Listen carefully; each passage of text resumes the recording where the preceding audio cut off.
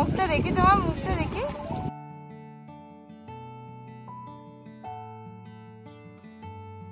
High everyone, welcome back to my channel. আশা করব তোমরা ভালো আছো। আরও একটা নতুন ব্লগে তোমাদের অনেক অনেক স্বাগত জানাই। আজ হলো রবিবার দিন সকালবেলা ঘুম থেকে উঠেই টুকটাক জিনিসপত্র গুটিয়ে নিয়ে আমরা বেরিয়ে পড়েছি। কাল রাতেই হঠাৎ করে ঠিক হয় যে ওয়েদারটা যেহেতু এখন অনেকটা ভালো হয়ে গেছে, তো রবিবার দিন সকালবেলা কোথাও গিয়ে আমরা ঘুরে আসতে পারি। কোথায় যাচ্ছি সেটা আমি জানি না, শুভব্রতই ঠিক করে রেখেছে। খালি ব্যাগটা গোছানোর সময় শুভব্রত বলল বুচুর একটা জামা কাপড় আর একটা গামছা পারলে নিয়ে নিতে। বাকি জিনিসপত্রও শুভব্রতই গুছিয়েছে। একটা বসার মতন ম্যাট নিয়েছে আর টুকটাক দেখলাম খাবার জিনিস নিয়ে নিয়েছে। বাড়ি থেকে বলল 1 ঘন্টা মতন যেতে সময় লাগবে জায়গাটায়, তার আগে কিছু ব্রেকফাস্ট করব, সেই জন্য নেমেছি এই শহরটায়। এটা ক্যানসাসের একটা ছোট্ট শহর, নাম ল্যান্ডসবার্গ, কিন্তু এটাকে বলা হয় লিটল সুইডেন। যতটুকু জানতে পারলাম এই শহরটায় নাকি একসময় অনেক পরিমাণে সুইডেন থেকে লোকজন এসেছিল এবং তারা থেকে গেছিল। এখন নাকি তাদেরই বংশধরেরা এখানে থাকে। শহরটা ছোট হলেও দেখতে খুবই সুন্দর, খুব সুন্দর করে সাজানো গোছানো, আর বিভিন্ন জায়গায় সুইডেনের ছাপ আছে। বিশেষ করে এই ঘোড়াগুলো, এগুলোকে বলা হয় ডালা হর্স। সুইডেনের হয়তো কোনো প্রতীক এটা। আমরা সুইডেন কখনো যাইনি, তাই খুব একটা জানি না সুইডেনের ব্যাপারে। তবে এখান থেকে যতটুকু দেখলাম সুইডেন সম্পর্কে একটা খুব সুন্দর ধারণা হলো। ছোট্ট এই শহরটার 2022-এর গণনা অনুযায়ী পপুলেশন হচ্ছে 3800 জন মতন। বুঝতেই পারছো কতটা ছোট এই শহরটা। আমরা যেহেতু একটা ছুটির দিনে গেছিলাম, সেহেতু সব দোকানপাট বন্ধ ছিল।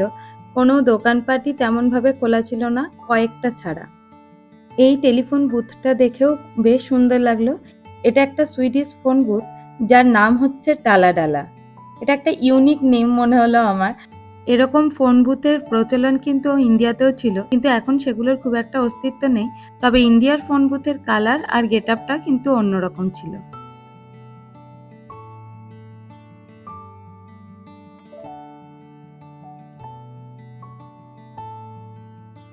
আমাদের এই শহরটায় থামার কারণ হচ্ছে এই ক্যাফেটা। এখানে সৌব্রত দেখেছে খুব সুন্দর কেক পাওয়া যায়, আর তার সাথে অল্প স্বল্প ব্রেকফাস্টেরও আইটেম আছে। যেহেতু আজকে ছুটির দিন, খুব একটা জায়গা খোলা ছিল না, ক্যাফেটার রিভিউও ভালো ছিল এখানে, তাই আমরা একটু কফি আর ব্রেকফাস্ট করে নেব, তারপরে যাব আসল গন্তব্যে। তবে উদ্দেশ্য এই ক্যাফেতে খাওয়া হলেও সুন্দর একটা শহরে ঘুরে বেড়ানো উপরি পাওনা হলো আমাদের।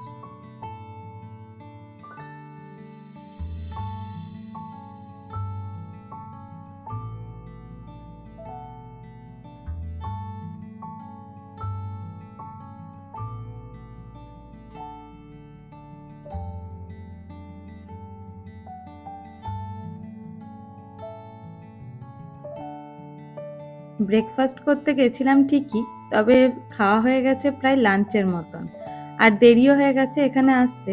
এসেছি একটা বিচ সাইডে। যদি জানতাম এরকম জায়গায় আসবো, তাহলে সেই রকমই প্রিপারেশন নিয়ে আসতাম। তবে তেমন কিছুই আনিনি। খাবার দাবার সঙ্গে এনেছি বলতে ওই একটু চানাচুর আর চিপস মতন।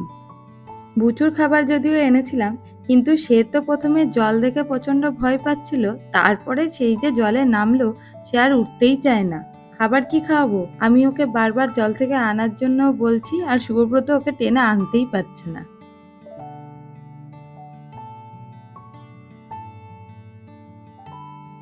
এতক্ষণে বুঝলাম শুভব্রত কেন আসার আগে বুচুর একটা এক্সট্রা জামা প্যান্ট আর গামছা আনতে বলেছিল।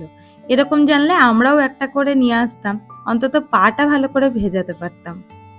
আমরা এসছি আজকে একটা বড় লেকের বিচ সাইডে, আর এখানে এসে দেখলাম যেহেতু ওয়েদারটা ভালোই ভিড় আছে। অনেক জন এসেছে এবং তারা নিজেদের মতন সুন্দর এনজয় করছে। জলটা একেবারেই পরিষ্কার না।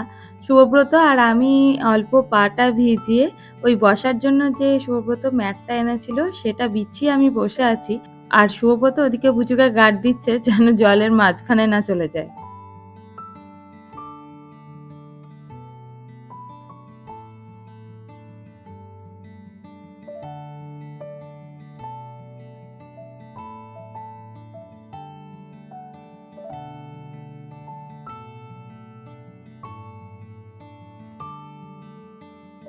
কোনো রকমে জল থেকে উঠিয়ে নিয়ে আসা হচ্ছিল, কিন্তু সে কি আর আসে, সে আবার ঘুরে জলের দিকেই গেছে। আর এখানে দেখলাম একটা বন্ধুও পেয়ে গেছে। বাচ্চাটা একা একা খেলনা নিয়ে খেলছিল, বুচু বেশ তার সাথে গিয়ে খেলে নিল। আর অন্যদিকে যেহেতু আমি এখানটা বসেছিলাম, এত রোদ গরম লেগেছে, হাতের কাছে দেখলাম বুচুর গামছাটা আছে, ওটাই ঢাকা দিয়ে বসে আছি। কেউ কেউ তো আবার দেখলাম মাটির ভেতরে গর্ত করে চাপা দিয়ে শুয়ে আছে, বেশ মজা লাগলো দেখতে। যাই হোক, কোনো রকমে বুচুকে জল থেকে তুলে নিয়ে এসে খাওয়ানো দাওয়ানো হয়ে গেছে, জামা কাপড়ও চেঞ্জ করে দিয়েছি। এবার সব গুটিয়ে পাটিয়ে বাড়ি ফেরার পালা।